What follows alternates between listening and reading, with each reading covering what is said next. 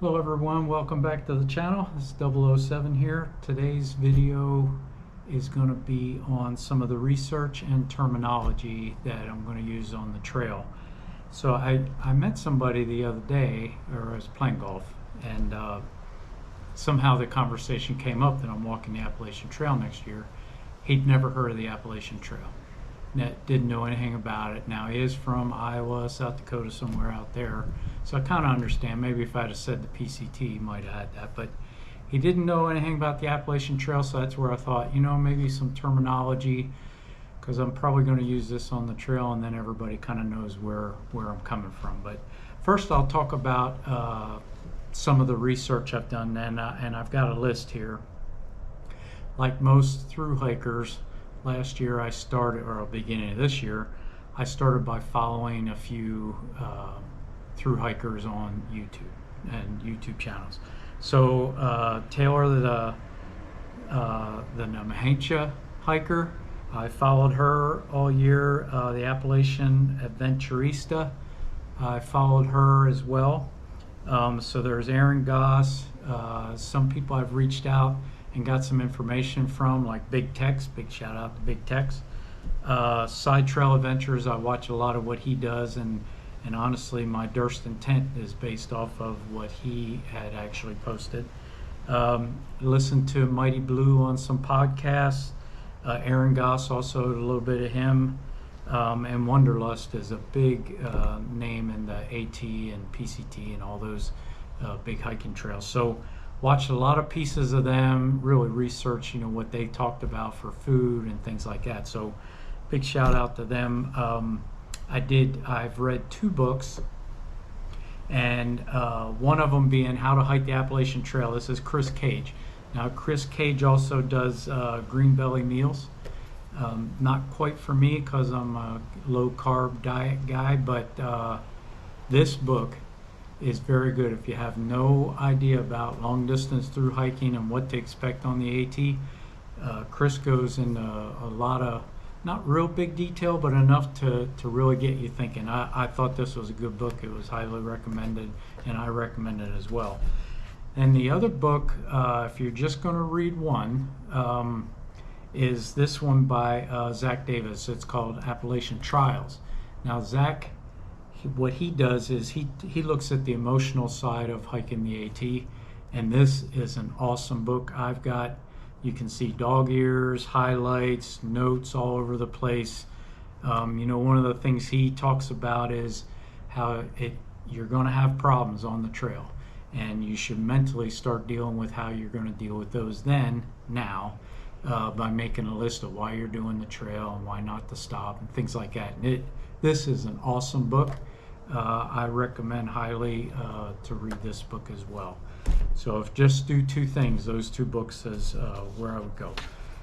So the other thing I wanted to talk about is just some terminology. Some of these, those of you that have hiked a lot, know, but some of you may have never heard some of these. So I just want to throw it out because I'm pretty sure on the trail I'm just going to say, I hooked up with this Tramley or something like that, and maybe this will help you out a little bit to know what we're talking about. So, and I got probably 40 some of these. I'm just going to, they're alphabetical order. I'm just going to kind of go down the line here. So AT obviously is for Appalachian Trail. The ATC, that's the organization that kind of runs the Appalachian Trail. It stands for the Appalachian Trail Conservancy. Base weight, if you hear base weight, because today I figured out my base weight was 30 pounds, and that's way more than the 20 I was looking for. So base weight does not include food or water. So give you an idea, if I say my base weight is 23 pounds, that means not counting food, I'm at 23 pounds, so that's a big deal. Bear bag.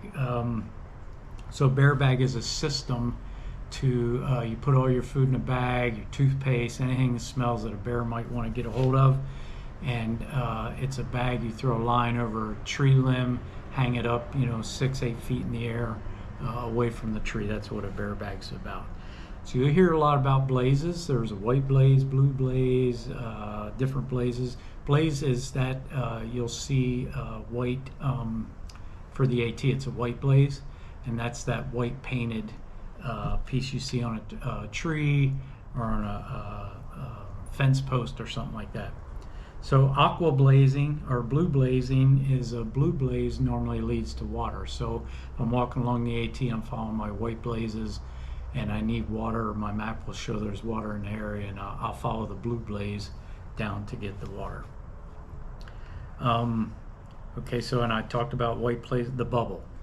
So this is a big deal. The bubble refers to, on the Appalachian Trail, you're supposed to sign up to start. And what happens is the cutoff for the end of the trail, if you're going northbound, is Mount Katahdin, and that closes 1 October. So everybody backs up from that date to make sure they can make it to Mount Katahdin. So because of that, a lot of people start end of March, beginning of April. That's like the prime time. It's not real cold, it's not hot yet, and it gives you enough time to go up. Well, that group of folks that start all together in those couple weeks, that's called the bubble.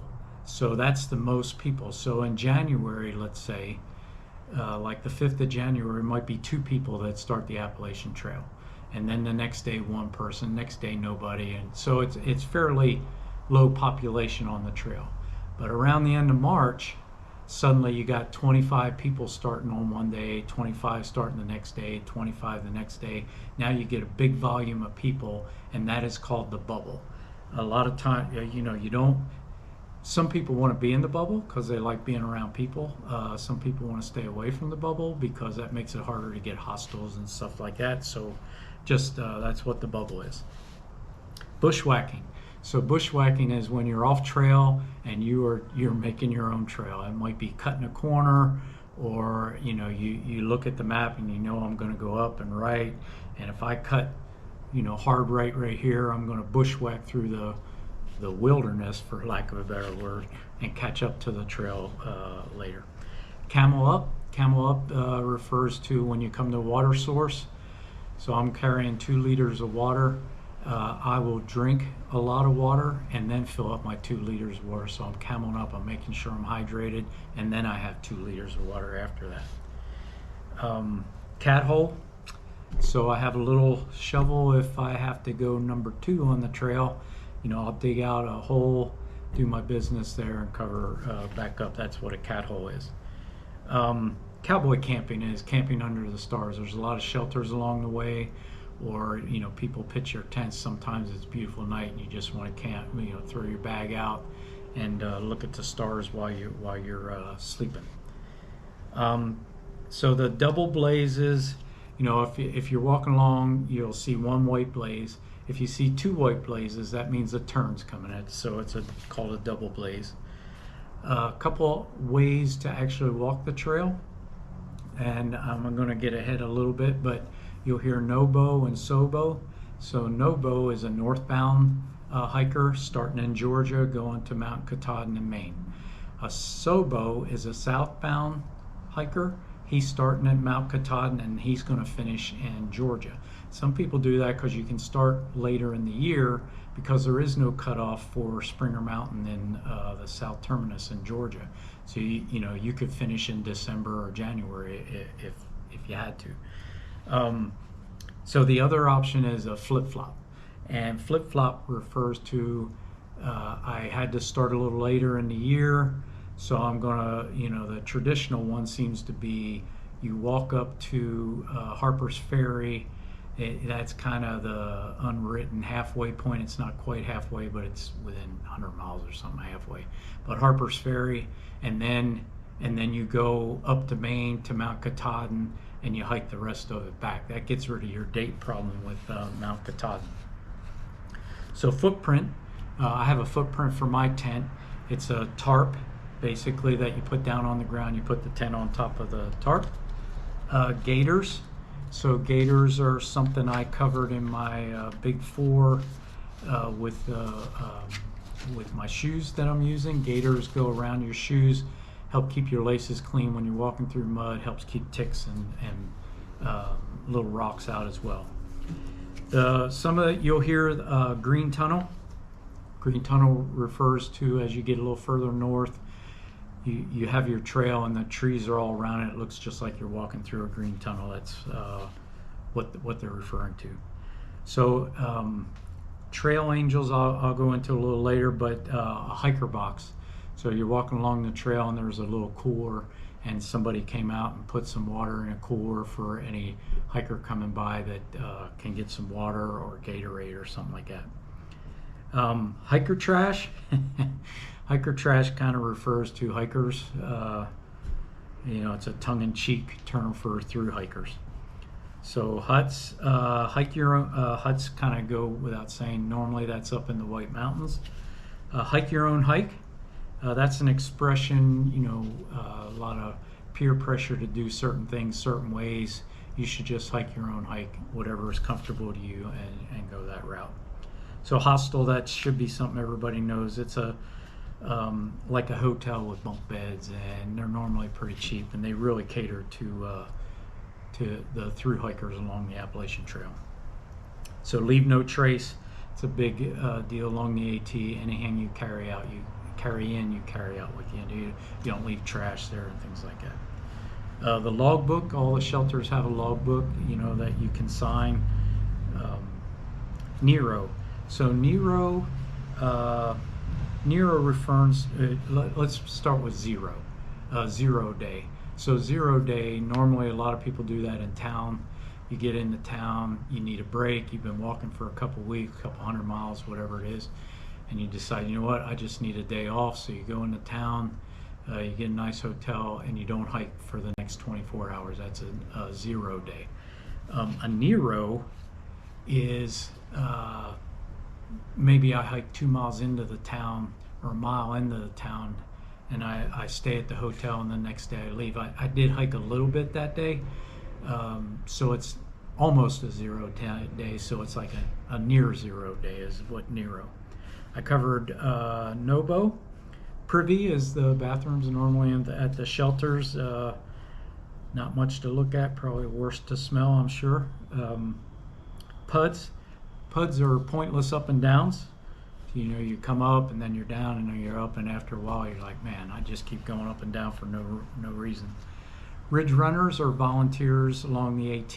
They're kind of unofficial rangers. They just really walk the AT for certain sections, and they're out there to help you out. So you'll hear a lot about ridge runners. Section hiker. So this is somebody that just comes out and does maybe just a day hike or a couple 100 miles, and then calls it quit, and then come out a month later, do another 100 miles. That's a section hiker. Slack packing. Slack packing is if I go to a hostel, and just because the way the road goes, the hostel will offer transportation to there from where the AT crosses the road. So I get a ride to the hostel. They'll bring me out the next day, and I'll hike the next part, keep on going. But some hostels, and just the way it's set up, you can easily leave your pack at the hostel, just take a light pack with just what you need, food and water for the day, and walk that next section. They'll pick you up there, bring you back to the hostel. So you might spend a night or two at the same hostel. But when you're hiking on the AT, you're really just carrying water and food for just that day. So that's called slack packing. Switchbacks are, when you're walking up the hill or mountain, a lot of times instead of walking straight up the mountain, the trail will go right and left and right and left. So your elevation gain, it's slower, but you're not going straight up the mountain trying to kill yourself. Through hiker obviously is what I'm doing, trying to start in Georgia. Sorry about the traffic. Start in Georgia, through hike all the way to Maine. Trail angels, man, I'm hoping to meet a lot of these. Trail angels are people that every year kind of hang out along the trail. They cook food, they'll offer rides, they have snacks there for you, whatever you need. You'll see them all along the trail. That's trail angels. And trail magic is what they leave. So if you're hiking along and you come up to a road, Trail Angels there has got hot dogs, and that's called Trail Magic. And trail magic comes in a lot of different scenarios. It's not just food. Sometimes, you know, you get trail magic just by getting a ride or something like that. That's trail magic. So trail name, mine's 007. A lot of people will get their trail name on the AT. Some people have their trail name already because of the other things they've done, such as me. You know, this kind of was, you know, with a name like Roger Moore, 007's kind of been my whole military career, so that's what I've adopted as a trail name. And but other people, the trail name's quite it's unique in that sometimes you get assigned a trail name because of something you're doing, and everybody just picks it up. So that's a trail name. Tramily. So you have your family, and then you're on the trail. A family on the trail is called a tramily. So I'll probably talk a lot about that on the trail. It's definitely unique to have a tramily. You have to, you know, it's personalities, it's hiking styles, you know, distance that you're hiking. Some people want to be in a tramily. Other people would just as soon, you know, hike by themselves. So vitamin I, so vitamin I is ibuprofen. I'm more of a vitamin A Advil person, just so you have that. And then the last one is a 0 day, which I've already kind of covered. So that's a lot of the terminology I'll use out there on the trail and others use. I did hear one the other day. It was new, and TC Adventurista had said it, and I'm not positive it's common, but as she was getting close to Maine and they could see Mount Katahdin, she said, "There's Mama K," and so I'm going to assume that's the new term for Mount Katahdin up in Maine. But that's the other one then that I'll throw in there. I'm definitely I'll post more videos. I'm not really strict on how many I post right now. I'm about 120 days from starting the 125, starting the Appalachian Trail. I'm just over about 40 days from my shakeout hike at in the part of the Florida Trail that I'm doing, about 70 miles of that. So that'll be the beginning of January. So when I'm on those, I'll definitely post more. I am all these videos, I know they're kind of rough, but I'm trying to use my GoPro and my phone to do all this and not use my desktop to edit the videos, so that's why they're going to be a little rough, but I'm trying to get in the mode because that's the way I'll do it when I'm out on the AT. So appreciate any comments. If you got another term you want to throw in there, throw it in the comments. I look at the comments you know, just about every day. I kind of look to see if anybody's wrote anything else, and if you have any other books that you think are really good that you want to suggest, throw them in there as well. Hope you subscribe, hit the bell so you get notifications when I post another video. And yeah, so till next time, I'll see you.